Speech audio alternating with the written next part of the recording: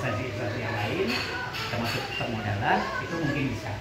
Tapi kalau kita yang akan membentuk itu bukan cuma saja. Ya.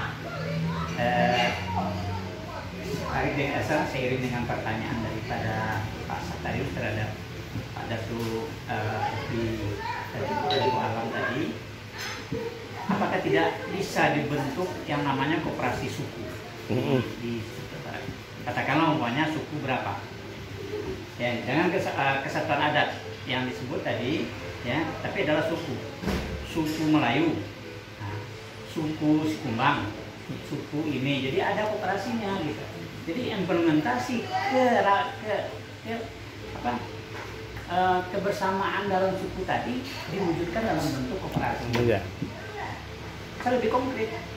Kalau dulu barangkali tidak dalam bentuk koperasi pun sudah seperti itu. Contohnya, kalau saja seandainya Pak Datuk ini sebagai nenek mama dan datuk dalam satu suku, itu yang beliau kan diberikan semacam sawah untuk penjunjung beban ya.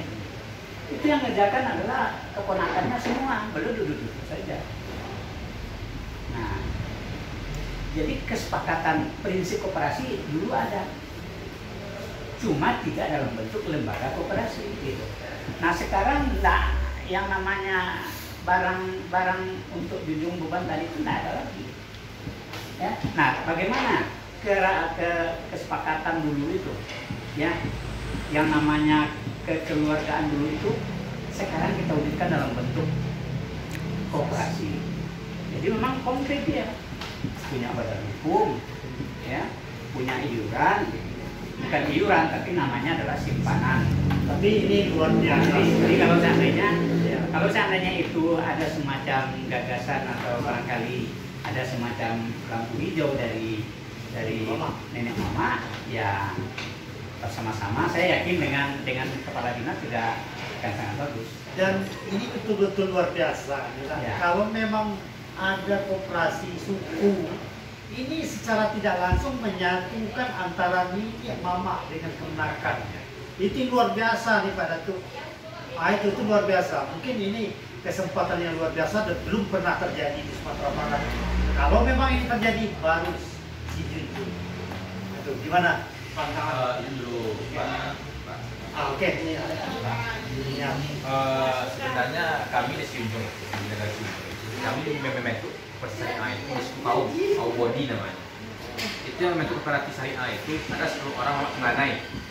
Kami rapat dan mengutarakan ide gagasan. Sekarang yang jadi anggotanya itu ya Mas beliau di kaum body itu. Waduh, ini motos sudah ada. Iya. Nah, cuma barangkali belum dikasih tahu sama Iya. Pak. Orang di sana si anak milenial si Haris itu udah Anggap kita kan begini Pak Kota. Kita lihat sekarang kan kaum itu nggak lagi punya sawah, nggak lagi benda ini, nggak lagi benda ini. Jadi kita lihat sistem ekonominya amburadul. Jadi kita bangunlah koperasi situ untuk penopang ekonomi kaum ini. Gitu. Jadi kita bikin koperasi syariah kemarin di kaum bodi dan jargon sini. Nanti serahkan nanti. Oke. Ya. Oke, kita kembalikan kepada itu. Jadi Pak Satarius, hal-hal yang seperti itu sudah ada di nagari kita masing-masing. Iya. Kalau nagari itu pasti ada suku-suku. Kalau tidak ada suku, tidak ada namanya nagari. Jadi setiap nagari itu ada suku, ada Melayu, ada Ceniago, ada Petopang. Kan? Nah khusus di nagari Sijunjung itu dulu sudah ada namanya Patobo. Mereka Patobo itu kan ke ladang, ke sawah, mereka kan selalu melakukan iuran, badan cek. Iya. Artinya apa? Inilah yang mengembangkan kesatuan dan persatuan ekonomi dalam suku. Jadi apa yang disampaikan oleh saudara Aris tadi itu sudah lama sebetulnya, cuman kita sekarang berpeluang besar. Kita sebagai LK berpeluang besar supaya di suku-suku kita itu buat setidaknya pola-pola koperasi. Kalau bisa pola-pola koperasi tadi apabila sudah muncul dan sudah ada pembinaan dari pemerintah, ya kita buat badan-badan hukumnya. Maka akan lahirlah koperasi-koperasi yang penuh dengan kekeluargaan dan penuh dengan syariahnya. kita kan tak kenal dengan bunga di negara ini. Maka untuk itu pada kesempatan ini saya sampaikan peluang koperasi di nagari, di suku itu cukup banyak. Tapi kadang-kadang kita kan dipengaruhi oleh komersial, maka dengan datangnya pikula, datangnya bunga-bunga, akhirnya modal kita yang terkoordinir dengan bagi hasil bergeser dia, pergi dia, akhirnya mati. Itu kita rasakan. Dulu setiap negara itu ada namanya koperasi, setiap negara itu ada namanya LPN, Lumbung Piti Nagari. Salah satu contoh Lumbung Piti Nagari, setiap negara kesatuan yang ada tadi mempunyai Lumbung Piti Nagari. Lumbung Piti Nagari inilah oleh pemerintah Sumatera Barat dulu disatukan menjadi Bank Nagari. Jadi aset saham dari negara-negara yang dulu itu sudah hilang. Di mana sekarang? Jadi menjadi Bank Nagari namanya. Itu karena Bank Nagari menyerahkan ketika itu simpan pinjam. Maka untuk itu koperasi jangan lagi simpan pinjam. Kita lakukan namanya syariah. Artinya kita buat dan dibantu oleh pemerintah untuk melonggarkan kembali milik mamaknya dengan suku-sukunya di rumah kandangnya. Kita buat yuk namanya koperasi syariah suku Piang. Nah, inilah yang harus kita kembangkan ke depan kalau mau ekonomi kita di Sejunjung ini mau polanya pola syariah. Pola syariah itu bagi hasil. Kita katakan kita koperasi Melayu punya modal. Dari mana dapatnya? Modal ini untuk bonia, ya kan? Kita bagi, tapi nanti hasilnya diberi kembali. Itu namanya kan bagi hasil. Bonia kan, untuk pupuk kan. Sekarang kan kemenakan kita kan hanya masing-masing bekerja mandiri masing-masing. Ada yang rugi, ada yang beruntung, ada yang tak oleh. Akhirnya ekonomi kita morat-marit. Malah sebelah sudah mulai tidak diperhatikan. Jadi itu barangkali yang saya sampaikan.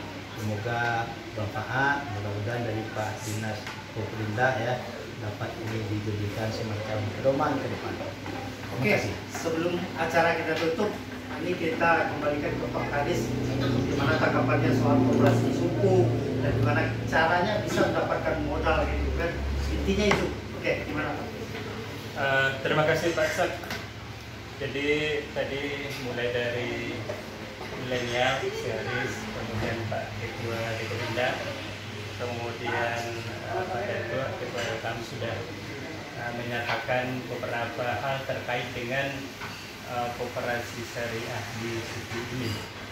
Nah, kita dari dinas sebenarnya dari apa yang disampaikan tadi kita bisa menarik sebuah kesimpulan bahwa prinsip-prinsip koperasi itu sudah dilaksanakan sebenarnya di suku-suku yang ada, atau bahkan bisa saja sifat kegotong royongan, asas kekeluargaan yang ada di suku-suku sudah sama dengan apa yang ada di koperasi. Jadi sebenarnya hanya tinggal melegalkan saja ke dalam bentuk sebuah lembaga yang berbadan hukum yang namanya koperasi. Nah, dengan koperasi sesuai dengan tujuannya menurut undang-undang adalah untuk meningkatkan kesejahteraan anggota dan masyarakat yang berada di sekitar koperasi itu sendiri. Jadi apa yang disampaikan oleh Siaris tadi saya kira plot semuanya. Bagaimana ekonomi anak cucu kemenakan sekarang ada di KOM itu mungkin belum bisa ditingkatkan. Nah, mungkin melalui koperasi bisa itu bersama-sama ditingkatkan melalui modal yang dikumpulkan dalam bentuk simpanan pokok namanya, simpanan wajib namanya. Bagi anggota yang berlebih bisa menyimpan di situ dalam bentuk simpanan sukarela. Jadi semuanya itu adalah mengumpulkan potensi yang ada di nagari, yang ada di suku itu untuk membantu anggota suku yang lainnya. Jadi di situ ada asas kekeluargaan, tolong menolong, gotong royong. Jadi saya kira semuanya klop. Nah, kita di dinas sebenarnya hanya tinggal menunggu saja, karena seperti yang Pak Ketua tadi, untuk membentuk koperasi tentu harusnya dari orang-orang per orang yang ingin membentuk koperasi yang tujuannya adalah sama. Nah, kita menunggu sepanjang itu ada diinformasikan ke kita siap untuk memfasilitasi, memberikan sosialisasi dulu tentang perkoperasian, kemudian memfasilitasinya untuk membentuk koperasi sampai nanti ke notaris, karena badan hukumnya melalui akta notaris atau notaris. Saya kira itu, jadi kita siap insya-Allah. Oke, saudara, itulah 10 menit dialog ringan bersama Dekopinda dan Ketua Elkam serta Dinas Kependidikan tentang koperasi syariah dan tentang hubungan dengan adat istiadat yang kemungkinan besar juga berpeluang untuk membangun koperasi suku sesuai dengan Undang-Undang Dasar Pasal 33 tentang perekonomian. Sampai jumpa di lain kesempatan. Oke, terima kasih.